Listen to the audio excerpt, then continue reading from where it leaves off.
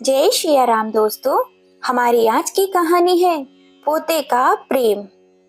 राधा जी अपनी बहू अंजलि से हाथ जोड़कर बोली, बहू बस मुझे एक रोटी दे दे, मुझे बहुत जोर की भूख लगी है।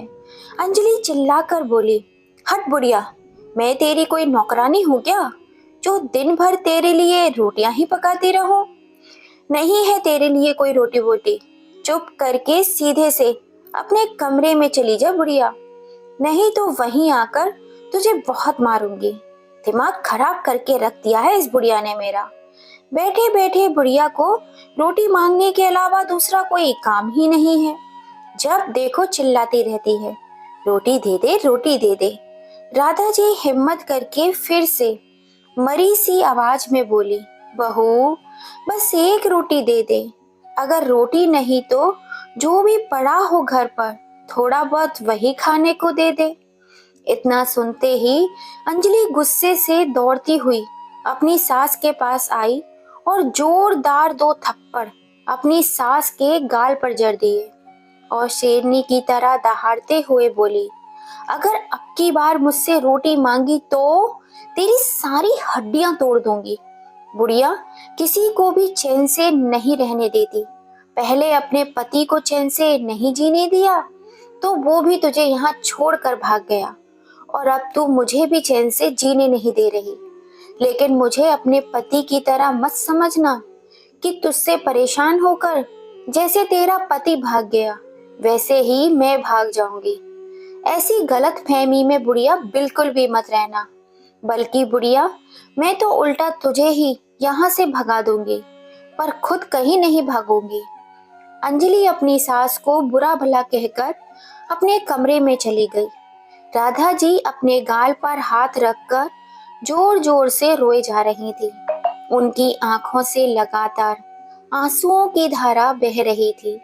एक तो भूख का दर्द, ऊपर से बहू की मार का दर्द वो बर्दाश्त नहीं कर पा रही थी। आज राधा जी अपने ही घर में अपनी ही बहू के हाथों से मार खा रही थी। बहू की मारा हुआ थप्पड़ राधा जी का दिल और दिमाग झेल नहीं पा रहा था। राधा जी अपने कमरे में एक कोने में दीवार से लगी हुई बैठी थी। बहू ने इतनी जोर से थप्पड़ मारा कि उनके कान में असहनीय पीड़ा हो रही थी। अपनी बेबसी, लाचारी और नासमझी पर आज उन्हें बहुत रोना भी आ रहा था और गुस्सा भी आ रहा था।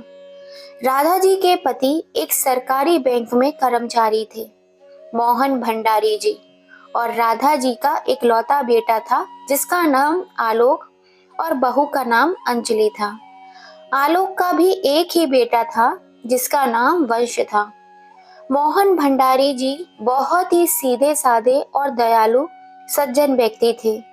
राधा जी उन्हें हमेशा ताने मारती रहती थी।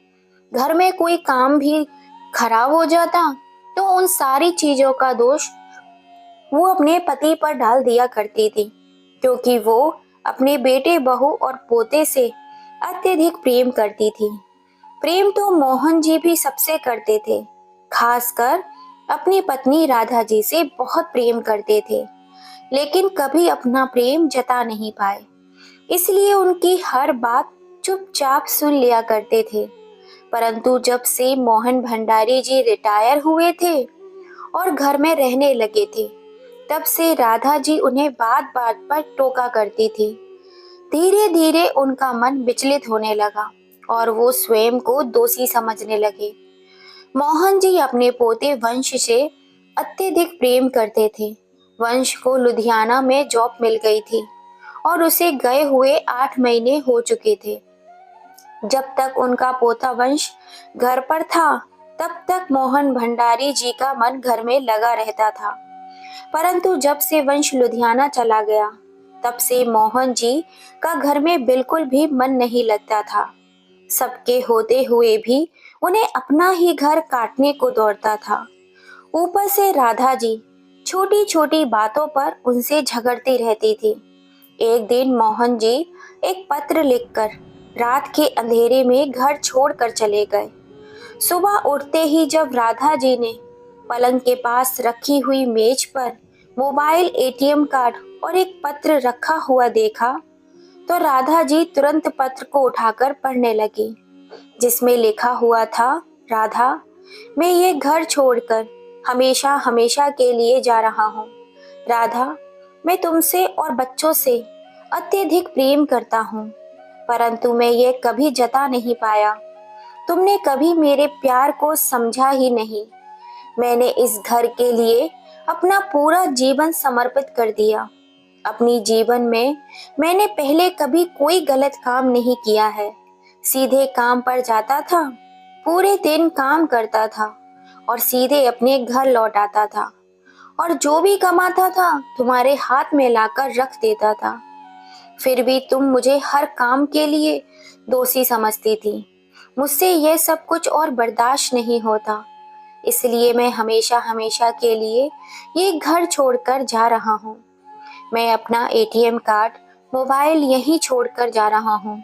हर महीने जो भी मेरी पेंशन आती है उसे एटीएम कार्ड से तुम निकाल लिया करना। मेरे जाने के बाद भी तुम्हें कोई परेशानी नहीं होनी चाहिए। तुम और बच्चे हमेशा खुश रहना। पेंशन की रकम तुम्हें हर महीने मिलती रहेगी, इसलिए मैं जब तक जीवित रहूंगा ऑफिस में जाकर साइन करता रहूंगा। अगर पेंशन आनी बंद हो जाए तो समझ लेना अब मैं इस दुनिया में नहीं रहा। आपका अभागा पति, मोहन भंडारी। पत्र पढ़ते हुए राधा जी के होश उड़ गए और जोर जोर से रोने लगी। उन्होंने कभी सपने में भी नहीं सोचा था कि मोहन जी उनकी बातों को दिल से लगा लेते हैं। वो तो अपने बेटे और बहू को बचाने के लिए सारा दोष उन पर लगा देती थी। मोहन जी के जाने के बाद उनका एटीएम कार्ड और मोबाइल बेटे ने अपने पास रख लिया। राधा जी अपने पति के जाने के सदमे से पूरी तरह से टूट चुकी थी, और उनका पोता वंश भी यहाँ नहीं था जो अपनी दादी को संभाल लेता, क्योंकि वंश अपने दादा दादी से बहुत प्यार करता था और दोनों दादा दादी भी वंश पर अपनी जान छिड़कते थे। मोहन भंडारी जी और वंश के जाने के बाद राधा जी के बेटे और बहू ने उनके साथ बहुत ही गलत व्यवहार करना शुरू कर दिया। उनकी बहू कितनी ही बार उन्हें खाना नहीं देती थी और कभी राधा जी पर हाथ भी उठा देती थी। आज भी यही हुआ था और राधा जी भूखी थी, इसीलिए अपनी बहू से खाने के लिए रोटी मांग रही थी, तो बहू उनको 2 थप्पड़ मार कर चली गई। आज उन्हें अपने पति मोहन जी की बहुत याद आ रही थी। उन्हें अपनी गलती का बहुत एहसास हो रहा था। जिस पति को उन्होंने कभी कुछ समझा ही नहीं, वही उनकी ढाल भी थे। उनके जाने के बाद उनके बेटे बहू ने उनकी जिंदगी नर्क बना दी थी। मोहन जी थे तो घर में उनकी इज्जत थी। मोहन भंडारी जी अब नहीं थे तो घर में उनकी कोई इज्जत भी नहीं थी। इस घर में जिंदा लाश की तरह बन चुकी थी। वंश को लुधियाना गए हुए पूरा 1 साल बीत चुका था और आज 1 साल बाद लुधियाना से अपने घर लौट रहा था। लुधियाना जाकर वंश अपने काम में बहुत ज्यादा व्यस्त हो गया था।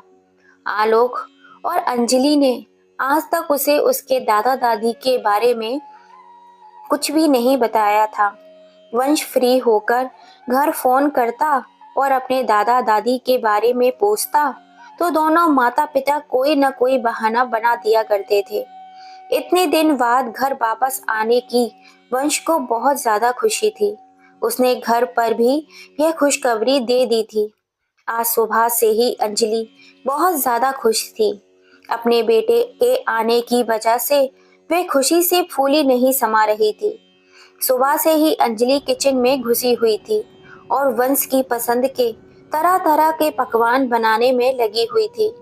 पकवान बनाने में उसे यह भी याद नहीं रहा कि कल से उसने अपनी सास को कुछ खाने को नहीं दिया है, और अगर वंश को पता चल गया तो वह बहुत ज्यादा गुस्सा करेगा। वह तो बस खुशी खुशी सब कुछ किए जा रही थी। वंश लुधियाना से निकलकर घर पहुंच गया। उसने धीरे धीरे से घर का दरवाजा खोला। और बड़ा उत्साहित होकर घर के अंदर आ गया। उसने मम्मी पापा से मिलने की बजाय अपने दादा दादी से मिलने को बहुत ज्यादा उत्साहित था। आज तो मैं 1 साल बाद घर वापस आया हूँ। दादा दादी तो खुशी से झूम उठेंगे। सोचते हुए वंश दादा दादी के कमरे की तरफ बढ़ रहा था कि तभी उसकी मम्मी बाहर आई तो वंश को देखकर बहुत खुश हो गई। वंश ने मम्मी को धीरे से प्रणाम किया और उसे दादा दादी के कमरे की तरफ जाता देख अंजलि घबरा गई और जल्दी से बोली, बेटा थक गया होगा, पहले अपने कमरे में चल, इधर क्यों जा रहा है। उसकी मम्मी उसे बोलती ही रही किंतु वंश दादी के कमरे की ओर बढ़ता गया। उसकी मम्मी उसे रोकते रह गई परंतु वो नहीं रुका और दादा दादी के कमरे में जा घुसा। जैसे ही वंश ने कमरे में घुसा उसकी आंखें फटी की फटी रह गईं। उसके दादा दादी के कमरे में बहुत अंधेरा था और एक अजीब सी गंदी बदबू भी आ रही थी। वंश धीरे धीरे आगे बढ़ा और कमरे की लाइट ऑन करने लगा मगर उस कमरे की लाइट ऑन ही नहीं हुई। फिर उसने अपने मोबाइल की फ्लैश लाइट ऑन की। कमरे के अंदर का नजारा देखकर वंश चकित रह गया। सारे कमरे में गंदगी ही गंदगी थी। कई महीनों से वहां सफाई नहीं हुई थी। सारे मैले कुचैले कपड़े इधर उधर पड़े हुए थे।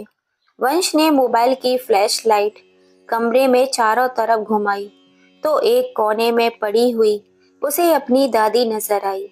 वंश दादी के पास गया और उन्हें हाथ लगाया। मुझे मत मारो, मुझे छोड़ दो, मुझे मत मारो। दादी डरी सहमी सी नीचे गर्दन करके चिल्लाई जा रही थी तो वंश चकित रह गया। दादी के पैरों को हाथ लगाते हुए वंश बोला, दादी मैं वंश, आपका वंश। दादी देखो मैं आ गया हूँ। दादी ने गर्दन उठाकर उसका चेहरा देखा। उसे देखते ही प्यार करने लगी।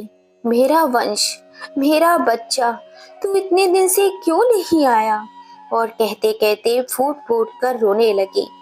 वंश ने सबसे पहले दादी को उठाया और अपने कमरे में ले गया। उसकी मम्मी यह सब देखकर तिलमिला उठी। वंश ने अपनी दादी को कमरे में बेड पर लिटा दिया और खुद भी उनके पास बैठ गया। दादी वंश से बोली, बेटा मुझे बहुत तेज भूख लगी है, थोड़ा सा खाना दे दे। दादी की बात सुनकर वंश रोने लगा और दौड़ा दौड़ा रसोई घर में गया। उसके आने की खुशी में उसकी माँ ने बहुत ही बढ़िया बढ़िया पकवान बनाए थे। वही थोड़ा थोड़ा सा थाली में डालकर अपनी दादी के लिए जाने लगा तो उसकी माँ उसे रोकने की कोशिश करने लगी। वंश ने अपनी माँ के हाथों को छिड़क कर जल्दी जल्दी साड़ी लेकर चला गया और जाते ही दादी को सहारे से उठाकर खुद अपने हाथों से खाना खिलाने लगा। दादी को खाना खिलाते खिलाते वंश की आंखों से आंसू बहने लगे और सोचने लगा, ये वही दादी है जो बढ़िया बढ़िया पकवान बनाकर सबको खिलाती थी और आज वही दादी खाने के एक निवाले के लिए तड़पती हुई अंधेरी कोठरी में पड़ी हुई थी। वंश अपने हाथों से दादी को खाना खिला रहा होता है। वर्षों से भूखी उसकी दादी पागलों की तरह खाना खाती है। जब उनका पेट भर गया तो वंश ने थाली रखी और उनका मुंह अपने हाथों से साफ कर दिया और उनकी गोद में लेट गया। दादी अब आप ठीक है ना। वंश ने जब अपनी दादी से पूछा तो दादी ने कहा, हाँ बेटा अब मैं ठीक हूँ, पर मुझे एक बात तो बता, तू जल्दी क्यों नहीं आया, इतने दिनों में क्यों आया, क्या तुझे हमारी याद नहीं आई। दादी आई थी ना, आपकी और दादाजी की तो बहुत याद आई थी, लेकिन दादी क्या करूं, मैं आ ही नहीं सका, काम का बहुत ज्यादा प्रेशर था, इसलिए अब आ गया हूं ना। अब आपको अकेला बिल्कुल भी नहीं छोड़ूंगा। लेकिन दादी यह बताओ दादाजी कहाँ हैं, किसी काम से बाहर गए हैं क्या। इधर जब से आया हूँ वो दिखाई नहीं दिए। यह सुनते ही दादी पोते को गले से लगाकर जोर जोर से रोने लगी। वंश ने दादी को चुप कराया और कहा, दादी आप रो क्यों रही हैं और दादाजी कहाँ हैं, सब कुछ ठीक तो है ना। दादी रोती जा रही थी। चुप ही नहीं हो रही थी। वंश उन्हें अपने सीने से लगाकर चुप करने की कोशिश करता रहा।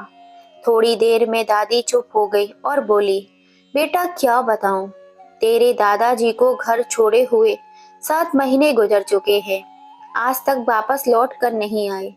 मेरी आंखें उनकी राह देखते देखते थक चुकी हैं।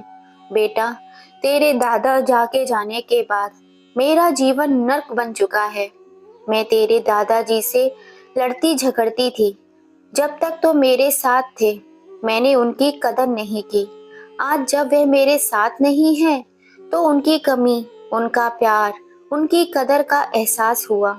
वह एक पत्र, मोबाइल और अपना एटीएम कार्ड मेरे लिए छोड़ गए थे। मेरे बच्चे, मैं क्या बताऊं, उनके बिना कैसे जीवन व्यतीत कर रही हूँ, क्योंकि उनके जाने के बाद कई दिन तक मुझे खाना नहीं मिलता। दादी रोते हुए सब कुछ वंश को बताती जा रही थी। यह सब सुनकर वंश चौंक गया। उसकी आंखों से भी आंसू बहने लगे। वंश बोला, दादी, वो पत्र मुझे भी दिखाओ। और आपको कौन मारता है? दादी बोली, नहीं बेटा, मुझे कोई नहीं मारता। वंश ने दादी का हाथ अपने सर पर रखा और बोला, आपको मेरी कसम है दादी, मुझे बताओ, आपको कौन मारता है? दादी उसके सर से अपना हाथ हटाकर बोली, बेटा, मेरी ही गलती होती है जो तेरी माँ का हाथ उठ जाता है। यह सुनते ही वंश की आंखें अंगारों की तरह लाल हो गई और माथे पर बल पड़ गए। वंश गुस्से में खड़ा हुआ तो दादी ने उसका हाथ पकड़ लिया और अपने पास बिठा लिया। उसका हाथ अपने सर पर रखकर बोली, तुझे मेरी कसम मेरे बच्चे, जो तूने किसी को भी कुछ भी कहा।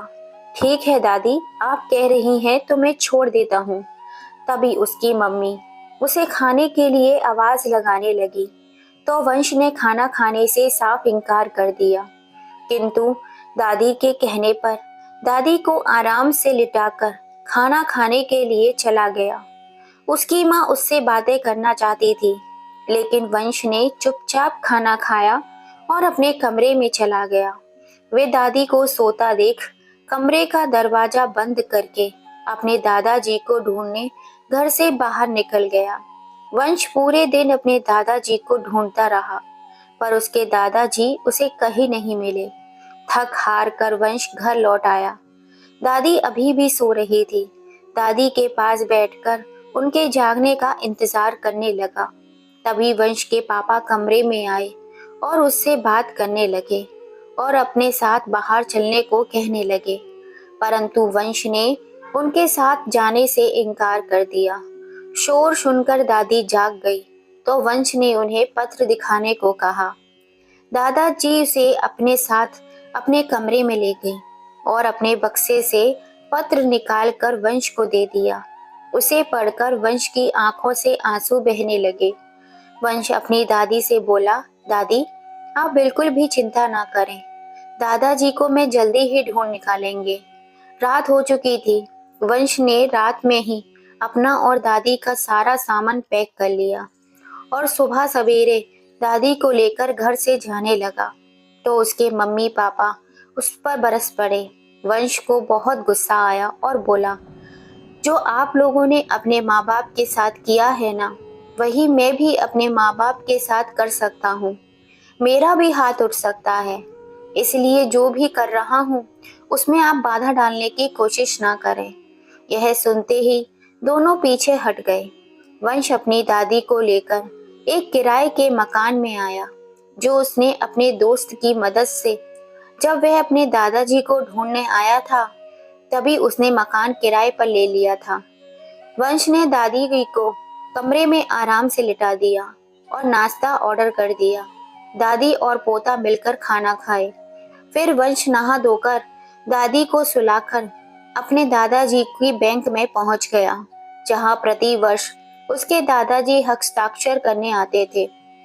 वहां जाकर उसे जानकारी हुई कि उनके हस्ताक्षर को पूरा 1 वर्ष हो चुका है और आजकल में ही उनके हस्ताक्षर होने हैं। वंश वहां के एक अधिकारी को अपना फोन नंबर देते हुए बोला, सर, जैसे ही मोहन भंडारी जी यहाँ हस्ताक्षर करने के लिए आए, आप मुझे फोन पर बता देना प्लीज। वंश ने उस अधिकारी को सारी बात समझा दी और बता दिया कि मैं मोहन जी का पोता हूँ। अधिकारी ने वंश को वादा किया कि मैं आपकी मदद जरूर करूँगा, आप बेफिक्र होकर घर जाएं। 2 दिन बाद मोहन भंडारी जी ऑफिस में फोन आया तो वंश ऑफिस पहुंच गया।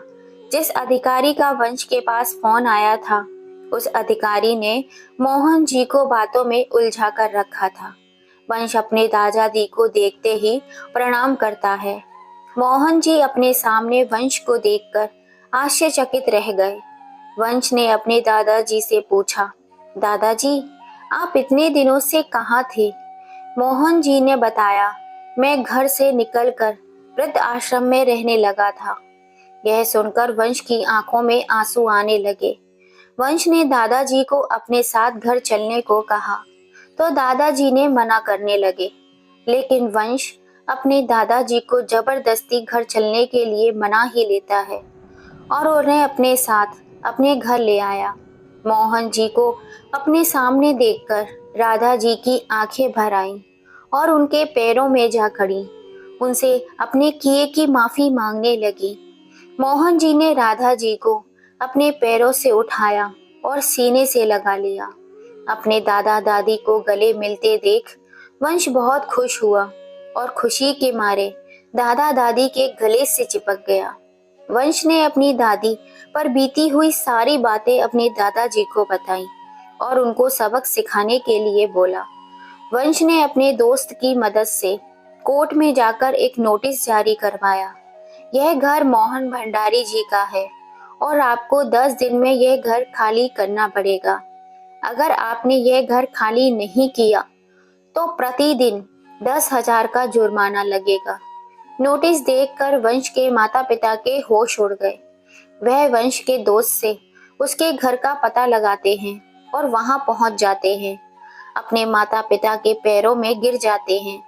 मोहन भंडारी जी उनको देखकर बुरी तरह से भड़क जाते हैं। 2-3 थप्पड़ आलोक को लगा देते हैं और कहते हैं, जो व्यवहार तुमने मेरे जाने के बाद अपनी माँ के साथ किया, उसके लिए तुम्हें कभी कोई माफ नहीं कर सकता।